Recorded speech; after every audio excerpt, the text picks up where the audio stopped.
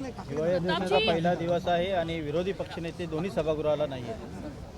नाही, ही वस्तुस्थिती नाकारता येणार नाही. काल भास्कर जाधव आणि वडेट्टीवार काय बोलले ते मी ऐकलं, परंतु शेवटी जसं केंद्रामध्ये काँग्रेसचा विरोधी पक्षनेता 2019 ते 2024च्या दरम्यान नव्हता, परंतु केंद्राची काँग्रेस ही हडबडली नाही.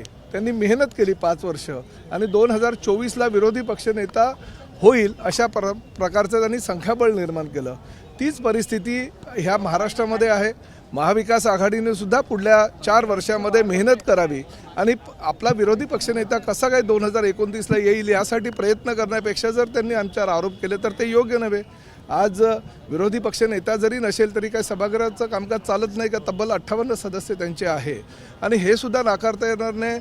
आज शिवसेनेचे एकमेव आमदार म्हणून सभागृहामध्ये छगन भुजबळ असताना सुद्धा ते पूर्ण सभागृह दणानून सोडायचे. यांच्याकडे तब्बल 58चं संख्याबळ असताना जर हे घाबरत असतील तर ते योग्य नव्हे. आणि शेवटी काल मुख्यमंत्री आणि उपमुख्यमंत्र्यांनी सांगितलेलंच आहे की विरोधी पक्षनेता देण्याची जबाबदारी ही सरकारची नसते किंवा मुख्यमंत्री किंवा उपमुख्यमंत्र्यांची नसते. ते अधिकार अध्यक्ष आणि सभापतींचे आहेत आणि त्यांनीही जाहीर केलेलं आहे का आम्ही योग्य तो निर्णय लवकरात लवकर घेऊ. त्यामुळे त्या विषयावर त्यांनी आरोप करण्याच्या ऐवजी राज्यातील शेतकऱ्यांना काय हवं आहे, कष्टकऱ्यांना काय हवं आहे, आमच्या महिलांना काय हवं आहे, आमच्या गोरगरीब सर्वसामान्य लोकांना काय हवं आहे याचा विचार करण्यापेक्षा फक्त त्यांना सत्तेचा मोह आहे. विरोधी पक्षनेत्याची खुर्ची मिळावी, त्यांचा बंगला मिळावा, त्यांचं कॅबिन मिळावं यासाठी जर ही लोक भांडत असतील तर ते योग्य नव्हे. भास्कर जाधव आणि तुमची काल भेट झाली, काय नेमकं भेट झाली? नाही बघा, नगरविकास राज्यमंत्री असताना भास्कर जाधवांकडे मी सातत्याने जायचो माझ्या विधानसभा मतदारसंघातली कामं घेऊन.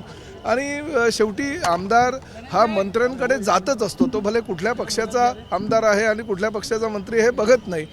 भास्कर जाधवांच्या मतदारसंघामध्ये एसटीच्या विषयक काही अडचणी आहेत. त्यांना कुठेतरी एसटी चालू करायची आहेत आणि एसटी महामंडळाच्या अंतर्गत किंवा परिवहन सेवेच्या अंतर्गत जर त्यांना माझ्याकडनं काही मदत पाहिजे असेल तर या सभागृहातील ज्येष्ठ सदस्य म्हणून मी त्यांना 100% मदत करेन.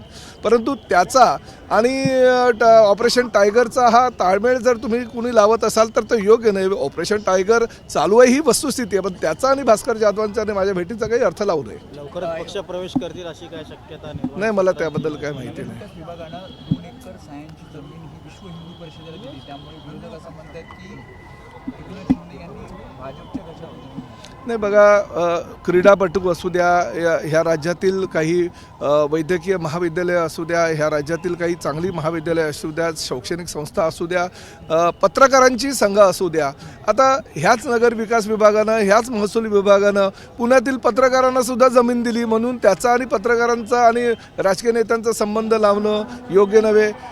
विश्व हिंदू परिषदेला सामाजिक कार्यासाठी जर जमीन नगरविकास विभागानं दिली असेल तर त्याचा आणि नगरविकास खात्याच्या मंत्र्याचा असा समन्वय साधणं किंवा असा जर आरोप करत असणं ते योग्य नव्हे. मग त्यांनी पत्रकारांनी दिले, आम्ही जी पत्रकारांना नाममात्र दर नाही, जवळजवळ मोफत जमीन ही पुण्याला दिलेली आहे. मग त्याचा विषय काय ते लोक घेत नाहीत. म्हणजे एका बाजूला एका कुठल्या तरी कम्युनिटीला मदत करायची आणि दुसऱ्या बाजूला दुसऱ्या कम्युनिटीच्या विरोधात बोलायचं, हे विरोधी पक्षनेत्यांचं किंवा विरोधी पक्षाच्या सदस्यांचं वागणं हे योग्य नव्हे. प्रामुख्यानं HSRP नंबर प्लेटच्या बाबतीत फार महत्त्वाचा निर्णय परिवहन खात्यानं घेतलेला आहे. 31 डिसेंबरपर्यंत HSRP नंबर प्लेटला ही मुदतवाढ दिलेली, ही 4थी मुदतवाढ आहे. आजपर्यंत 50% गाड्या राज्यातील 3 ठेकेदारांच्या माध्यमातून त्यांना HSRPची नंबर प्लेट लावण्यात आलेली आहे. परंतु पूर्णतः खरं तर 100% गाड्यांना सुरक्षिततेच्या दृष्टिकोनातून HSRPची नंबर प्लेट लावणं गरजेचं होतं, परंतु ठेकेदारांच्या माध्यमातून तशी काही उपाययोजना होताना दिसत नाही. म्हणून आम्ही असा निर्णय घेतलेला आहे की 1 जानेवारी 2026 पासून देशातील किंवा राज्यातील ज्या काही कंपन्या HSRP नंबर प्लेट शासनाच्या निकषानुसार बनवतात त्या सर्वांना HSRP नंबर प्लेट लावण्याच्या आम्ही सूचना करणार आहोत, जेणेकरून लवकरात लवकर पुढल्या 2 ते 3 महिन्याच्या कालावधीमध्ये पूर्णतः सगळ्या गाड्यांना HSRPच्या नंबर प्लेट बसवले जातील. 31 डिसेंबर नंतर मुदतवाढ मिळणार आहे का?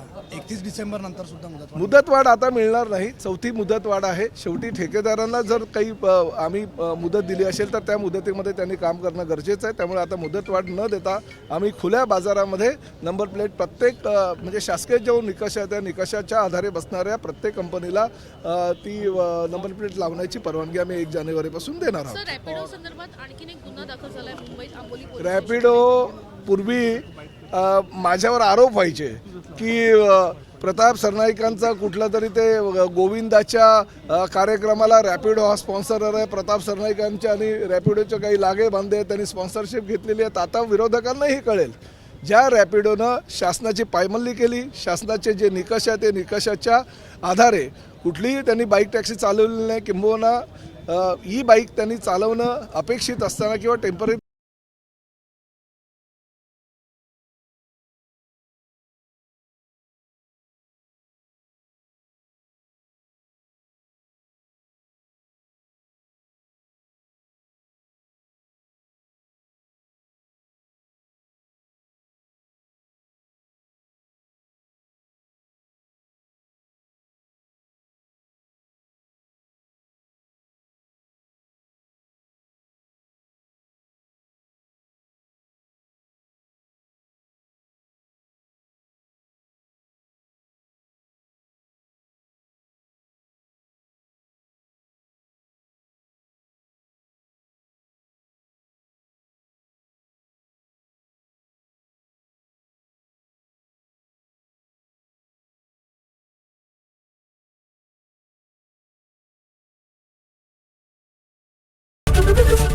एबीपी माझा, उघडा डोळे बघा नीट.